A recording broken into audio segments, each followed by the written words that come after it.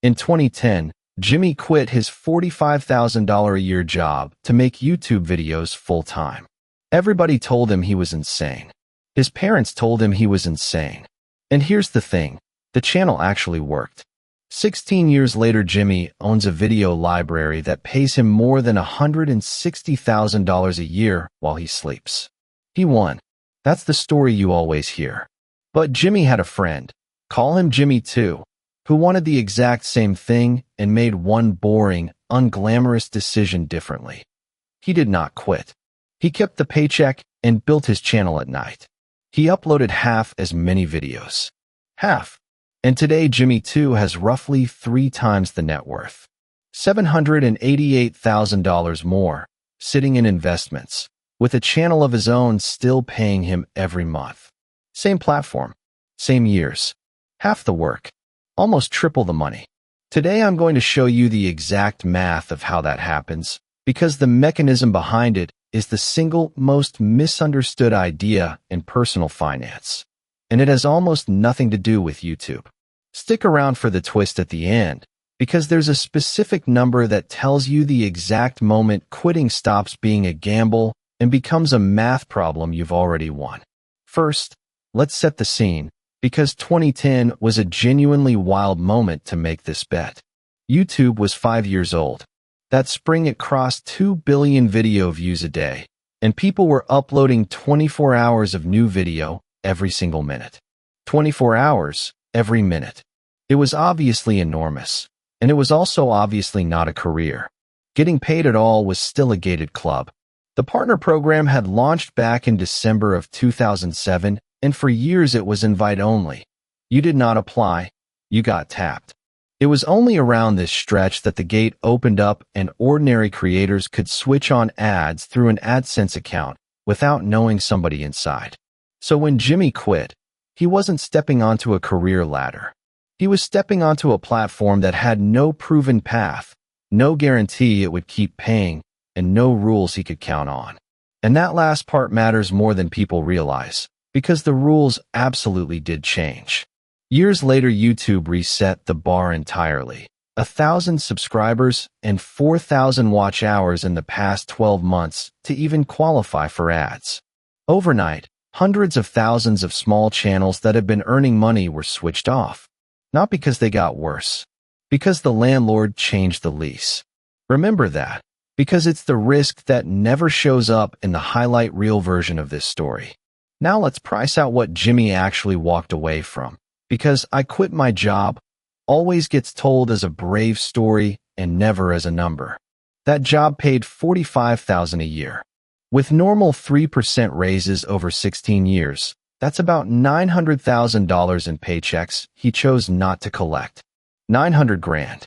But the paycheck isn't even the expensive part. Here's the expensive part. If Jimmy had stayed and simply put 10% of that salary into his 401k, $375 a month, and his employer matched 3%, another $112.50 a month, that's $487.50 going in every month. Run that at a 7% average annual return for 16 years, and it grows to about $172,000. And notice, he only contributed $72,000 of his own money. The employer match and the compounding did the rest. That is free money on autopilot that a self-employed person simply does not get. There's no company matching a YouTuber's retirement account. There's no HR department enrolling you. And there's one more quiet tax on quitting that nobody mentions. When you work for yourself, you pay both halves of Social Security and Medicare. Self-employment tax, 15.3% instead of the 7.65% an employee pays. On the kind of income Jimmy eventually made, that's roughly $6,000 extra a year, every year, straight off the top. 16 years of that is around $96,000. Gone before you've bought groceries. Okay, so what did the channel bring in? Here's the part almost nobody models correctly, and it's genuinely beautiful once you see it. A YouTube video is not a paycheck. A paycheck happens once. A video is an asset. You build it one time, and if it's the kind of evergreen topic people search for years later, It keeps earning long after you've forgotten you made it. So let's put a conservative number on one video. In the personal finance category, advertisers pay well. Creator earnings in this niche commonly land somewhere in the $10 to $30 per thousand views range, far above entertainment or gaming. Say one of Jimmy's videos quietly pulls a few thousand views a year, forever. Call it $100 a year per video in perpetuity. Now watch what that does. Jimmy quit, so he uploads twice a week, 104 videos a year. At $100 each, that first year of work adds $10,400 a year to his income permanently. Year 2, he adds another 104 videos, another $10,400 a year on top. Year 3, again, the library stacks. By year 16, Jimmy owns roughly 1,600 videos, throwing off $166,400 a year. And across those 16 years, the channel has paid him about $1.4 million total. That is a real, life-changing outcome. Jimmy's bet won. So how on earth does the guy who kept his day job beat him? Here's how. Look at the shape of Jimmy's income, not the total. Year 1, that library was 104 videos, so it paid him $10,400 for the whole year. Year 2, $20,800. Year 3, $31,200. Add up his first 3 years, and you get $62,400, an average of about $20,800 a year. Now remember, he had to live on that. Rent, food, insurance, everything, out of 20 grand a year while he watched his old coworkers get raises. So how much did Jimmy invest during the years when compounding would have been worth the most? Almost nothing. He couldn't. Every dollar the channel produced went straight back out the door to survive. And that is the trap hiding inside a winning bet. When your side project is also your grocery money, you spend the returns instead of compounding them. Even being generous, say Jimmy managed to invest 10% of the channel's income every year as it ramped up. 16 years of that grows to about $205,000. Even at a very disciplined 20%, he's at roughly $411,000.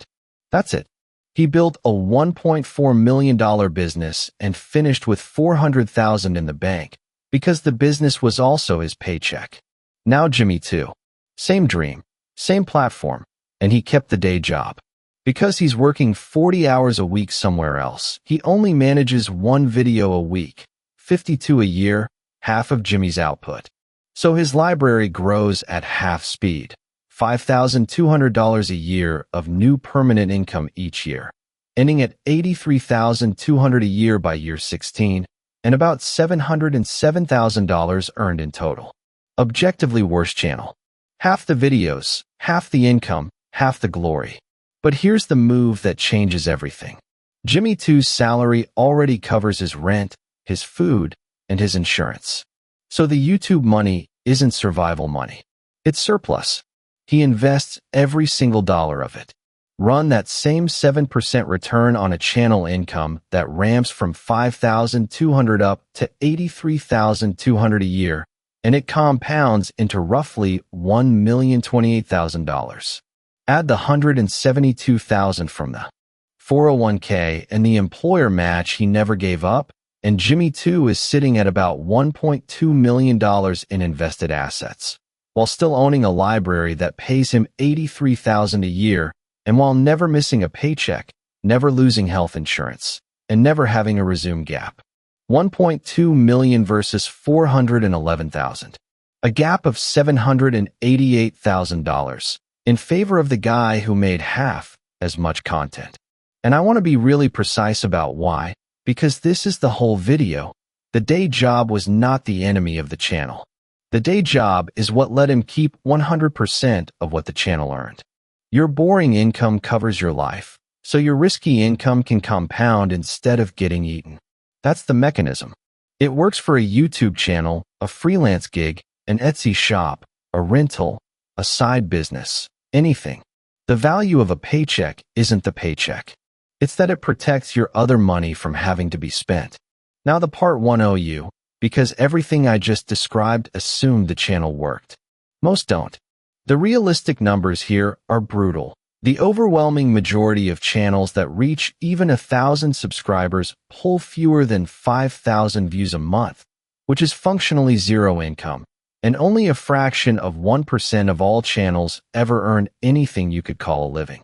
So run Jimmy's decision again in the world where the channel doesn't take off. Jimmy 1. 16 years, no salary, no employer match, no retirement contributions, a resume gap, and self-employment tax on whatever scraps came in. That's not a setback. That's a lost decade and a half. Jimmy 2 in that same world. He still has the $900,000 in wages, still has the $172,000 in his 401k, and he's out nothing but his evenings. Capped downside, uncapped upside. The same asymmetry that shows up in every good financial decision. Which brings us to the actual, usable rule. Don't quit when the dream feels urgent. Quit when the math says the risk is gone. Add up your genuinely essential monthly expenses: housing, food, utilities, insurance, minimum debt payments. Say that's $3,000 a month, $36,000 a year. Now look at what your side asset reliably pays. For Jimmy 2, that library crossed $36,000 a year of durable income in year 7. At that moment, quitting stopped being a leap of faith and became an accounting decision. His essentials were already covered by an asset that keeps paying whether or not he uploads. That's the number. Not I have savings. Not I feel ready. Essential expenses covered by durable income you already own. So let's land it. Jimmy quit in 2010 and won 1,600 videos, $166,000 a year in passive income, $1.4 million earned. And he still finished $788,000 behind the friend who kept his job and made half as many videos. Not because Jimmy was wrong about YouTube, because he had to eat his returns instead of compounding them. 3 things to take with you. 1. A paycheck's hidden job is to protect your other money from being spent. That's why the boring salary quietly beat the exciting business. 2. The employer match and 16 years of automatic contributions are worth more than they look, and they're the first thing you delete when you go all in on yourself. And 3. The quit number isn't a feeling, it's a line. Essential expenses covered by durable income you already own. Build the asset beside the paycheck. Invest 100% of what it makes, and let the boring one fund the exciting one until the math sets you free. So tell me in the comments, what's the side asset you'd build if your paycheck was covering the bills? And what's your real quit number? Add up your essentials right now and drop the monthly figure. I want to see how close some of you already are. And be honest, if you'd quit in 2010, would you have survived on $20,000 for 3 years straight? Most people say yes and mean no. If this reframed how you think about your day job, hit like, subscribe for a new What If Money breakdown every week, and send it to the friend who's about to quit their job for a dream with no quit number. I'll see you in the next one.